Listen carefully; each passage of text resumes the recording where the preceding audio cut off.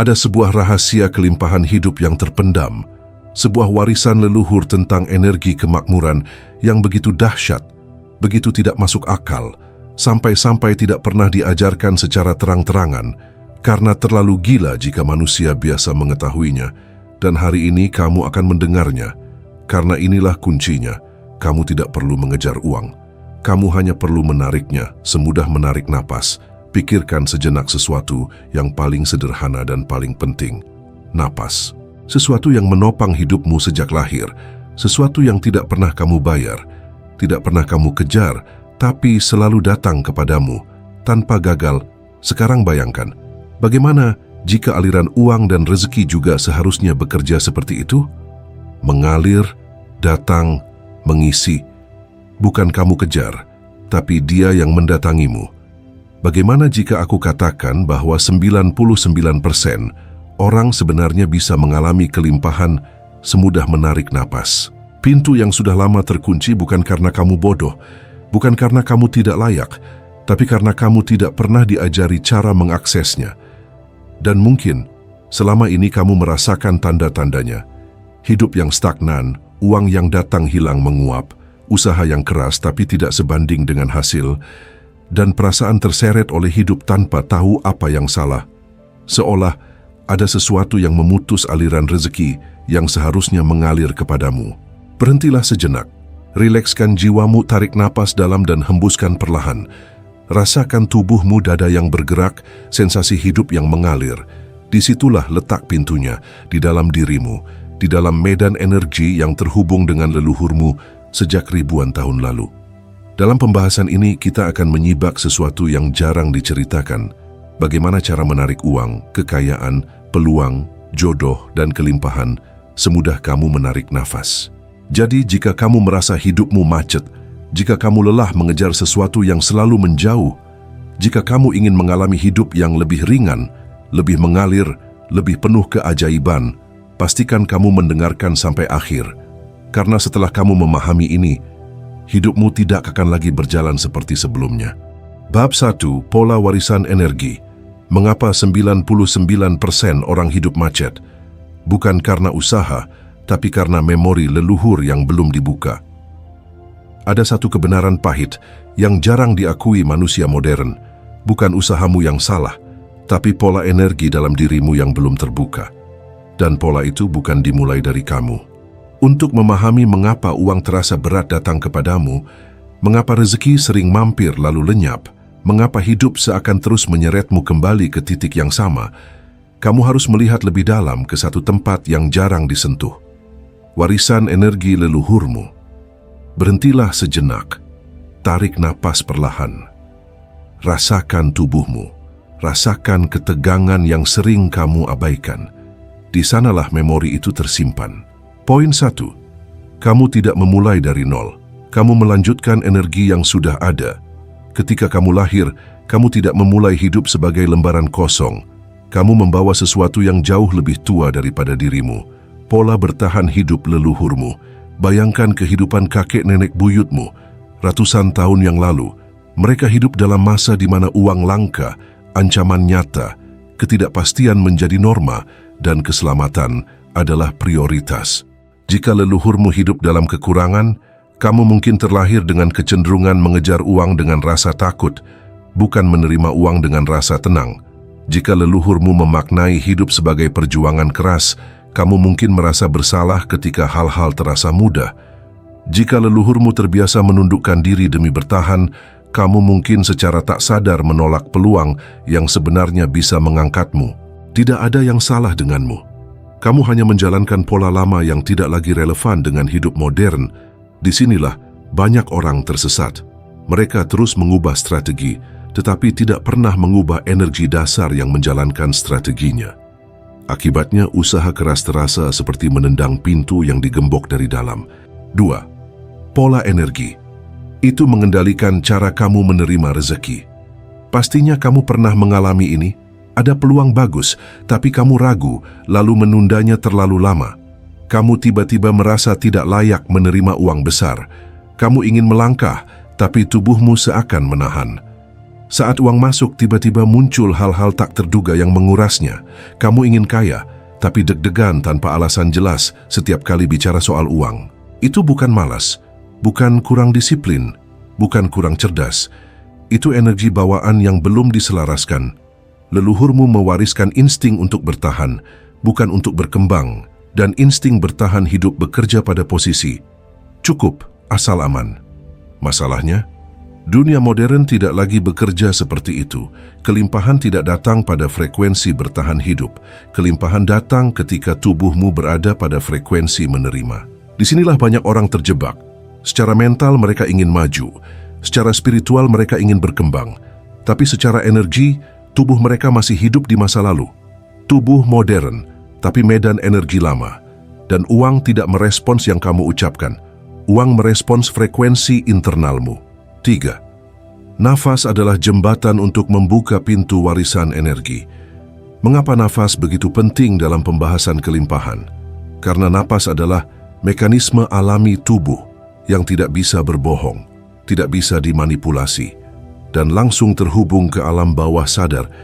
Saat kamu menarik napas, tubuhmu mengirim sinyal aku aman. Saat kamu aman, medan energimu terbuka, tubuhmu berhenti menolak, rasa layakmu naik, pintu menerima mulai terbuka. Itulah sebabnya dalam banyak tradisi leluhur, napas digunakan dalam ritual kemakmuran, penyembuhan, penguatan diri, dan penyucian energi. Karena leluhur memahami sesuatu yang dilupakan manusia modern, energi mengikuti napas, nafas mengikuti niat, dan niat menarik realitas. Ketika napasmu kacau, pendek, terputus-putus, tubuhmu berada pada frekuensi bertahan. Dan frekuensi bertahan hidup membuat uang menjauh. Tapi ketika kamu mulai menarik napas dengan kesadaran yang benar, kamu mengirim pesan baru ke medan energi leluhurmu. Kini aku aman untuk menerima.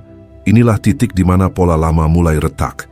Pintu energi kelimpahan mulai terbuka sedikit demi sedikit, dan tubuhmu yang sebelumnya menolak mulai menjadi magnet.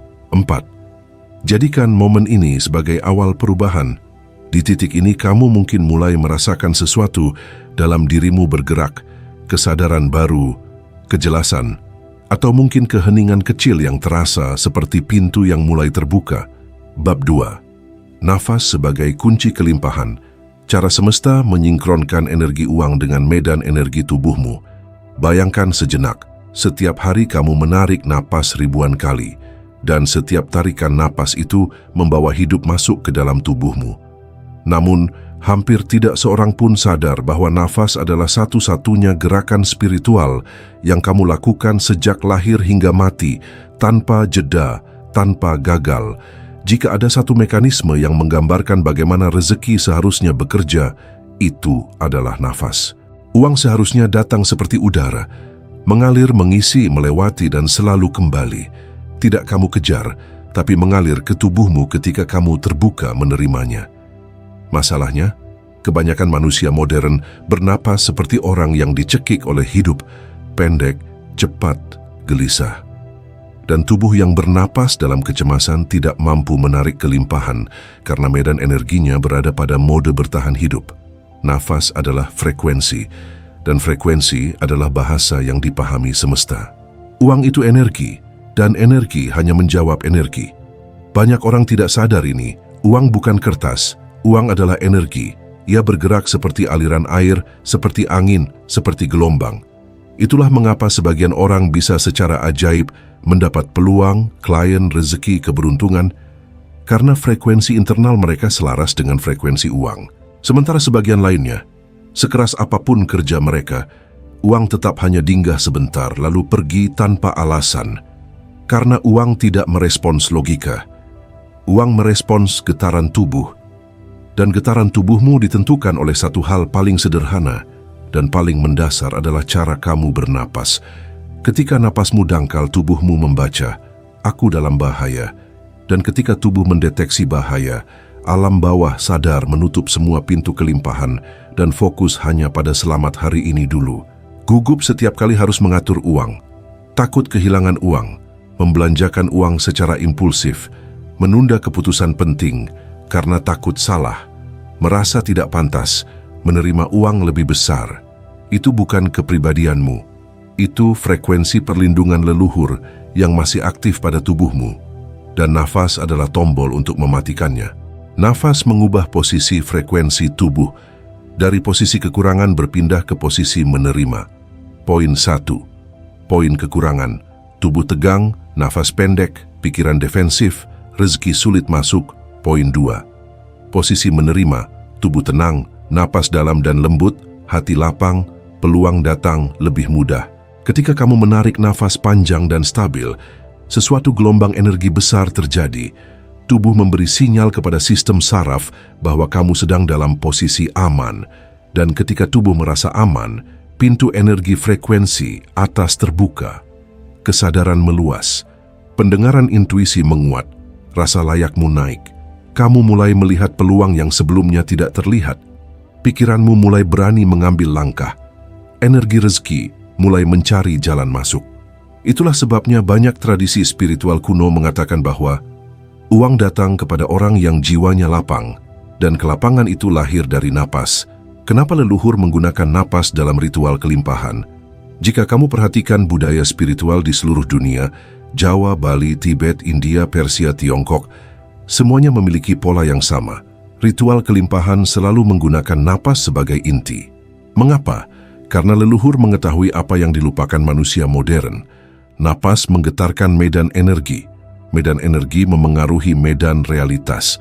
Medan realitas menentukan apa yang kamu tarik. Ketika leluhur melakukan ritual memanggil hujan, memanggil hasil panen, memanggil perlindungan, mereka memulai dengan tarikan nafas yang dalam, panjang, dan berirama. Nafas itu bukan sekadar fisik. Nafas adalah panggilan energi. Dan energi yang dipanggil pasti selalu datang. Sekarang pikirkan ini. Jika napas dapat mengundang hujan, tanaman, perlindungan, tentu saja napas bisa mengundang kelimpahan uang dan kekayaan. Karena uang dan kekayaan hanyalah satu bentuk energi yang bergerak di alam semesta. Jika leluhurmu menggunakan nafas untuk memanggil dan menarik hal-hal besar, kenapa kamu tidak ikut melakukannya? Nafas membuat uang yang mencarimu. Ketika nafas menjadi lebih dalam, lebih stabil, dan lebih sadar, kamu mengaktifkan medan energi tubuh. Dan ketika medan energimu aktif, sesuatu yang mencengangkan terjadi. Orang mulai mengingatmu, peluang muncul tanpa kamu cari. Klien datang tiba-tiba, ide yang mengubah hidup muncul dari dalam. Uang yang kamu kira mustahil tiba-tiba menjadi mungkin. Kenapa? Karena kamu berhenti mengejar. Kamu berubah menjadi magnet dan semesta selalu merespons magnet yang selaras. Kalau saat menonton video ini, kamu merasakan getaran kecil atau sensasi bahwa penjelasan ini masuk akal dan aku bisa mempraktikannya, itu bukan kebetulan, itu tanda bahwa frekuensimu mulai terbuka. Bab 3. Kenapa? Aku sudah usaha, sudah berdoa, sudah berpikir positif, tapi hasilnya masih sama. Di titik ini, kebanyakan orang mulai bertanya-tanya, kenapa rezekiku belum berubah? Aku sudah berpikir positif, tapi tetap saja uang datangnya lambat. Apa aku kurang kuat, kurang layak? Atau memang takdirku segini saja? Dan bab ini hadir untuk menjawab itu semua dengan sudut pandang yang jujur, yang logis, yang spiritual, dan yang membuka mata. Poin 1. Karena kamu fokus pada perubahan hasil. Bukan perubahan diri, ini kesalahan terbesar dan paling sering terjadi. Banyak orang ingin uangnya berubah, hidupnya berubah, keberlimpahan datang, tapi dirinya masih sama. Logikanya sederhana, hasil hanyalah gema dari frekuensi dirimu. Jika yang berubah hanya keinginan, tapi tidak ada perubahan frekuensi, emosi, identitas, pola pikir, maka hidupmu hanya memantulkan versi lamamu. Kamu tidak bisa menarik siaran kelimpahan dengan frekuensi kekurangan. Bisa mencoba, bisa memaksa, bisa berharap, tapi hasilnya tetap sama. Macet, stagnan, lambat. Karena uang tidak datang kepada keinginan, uang datang kepada identitas yang cocok untuk memilikinya. Poin 2. Karena kamu masih berpikir uang itu barang. Padahal uang adalah energi. Orang yang mengejar uang selalu melihat uang sebagai objek yang berada di luar diri. Tapi orang yang mudah menarik uang, melihat uang sebagai energi yang merespon energi dirinya. Secara spiritual, uang bergerak mengikuti getaran emosimu, cara kamu menghargai diri, cara kamu menilai kelimpahan, cara kamu menghormati proses, cara kamu memasuki keadaan cukup. Secara logis pun sama. Orang yang tenang berpikir lebih jernih, sehingga peluang lebih mudah terlihat. Orang yang tidak panik mengambil keputusan yang lebih tepat. Orang yang tidak merasa kekurangan memancarkan kesan bernilai, yang akhirnya diikuti penghargaan nilai dari orang lain, klien, atasan, market. Jadi ketika kamu menganggap uang hanya sebagai benda, kamu mengejarnya. Tapi ketika kamu sadar uang adalah energi, kamu bisa menariknya. Poin 3, karena kamu masih beroperasi. Dengan getaran kekurangan, ini yang paling sering tidak disadari. Kamu berkata, aku mau uang banyak, tapi di dalam hati, karena kalau tidak aku susah. Kamu berkata, aku ingin rezeki lancar, tapi batin membisikkan, karena aku takut gagal. Kamu berkata, aku ingin hidupku berubah, tapi bawah sadar menggetarkan, karena hidupku sekarang menyakitkan. Perhatikan baik-baik. Energi yang kamu pancarkan saat meminta jauh lebih berpengaruh daripada kata-kata yang kamu ucapkan. Jika permintaanmu dibungkus rasa takut, cemas, panik, atau merasa tidak cukup, maka yang kamu pancarkan bukan kelimpahan, tapi kekurangan. Inilah kenapa doa terasa tidak didengar, afirmasi terasa tidak masuk, manifestasi terasa lambat. Bukan karena tidak bekerja, bukan karena kamu tidak layak, tapi karena frekuensinya masih bentrok. Poin 4, karena kamu ingin hasil cepat, tapi enggan menjadi versi diri yang siap menerima. Ini bagian yang paling logis, sekaligus paling spiritual. Energi keberlimpahan tidak akan mengalir pada wadah yang belum siap. Bukan karena alam semesta pelit, tapi karena kamu yang belum sanggup menjaga hasil itu. Logikanya begini, jika seseorang diberi uang besar tanpa identitas mental yang kuat, dia akan takut, bingung, buruk mengatur, dan akhirnya kehilangan semuanya. Bahkan kalau uang besar itu datang dari manifestasi sekalipun, hasilnya tetap sama. Karena rezeki tidak datang hanya untuk dilihat, rezeki datang untuk dikelola, dan untuk bisa mengelola, kamu perlu menjadi versi diri yang lebih dewasa, lebih tenang, lebih disiplin, lebih percaya, lebih menghargai diri. Lebih besar kapasitas mentalnya. Alam semesta tidak menahannya darimu. Justru ia menuntunmu untuk menjadi wadah yang siap. Dan ketika wadahmu siap, uang datang dengan cara yang bahkan tidak masuk akal, cepat, mudah, dan mengalir alami. Poin 5. Karena kamu lebih banyak menggunakan logika. Daripada energi, ini bukan berarti logika tidak penting, tetapi logika hanyalah 5% kekuatan pikiran. Energi bawah sadar adalah 95%. Orang sering berkata, aku mau kaya, tapi 95% belahan pikirannya berkata, uang itu susah, rezeki itu harus dikejar, aku nggak sepintar orang lain, aku bisa gagal lagi, aku tidak pantas banyak uang. Selama 95% itu tidak sinkron, hasilmu tetap 95% sama seperti sekarang. Energi dominanlah yang menentukan arah hidupmu.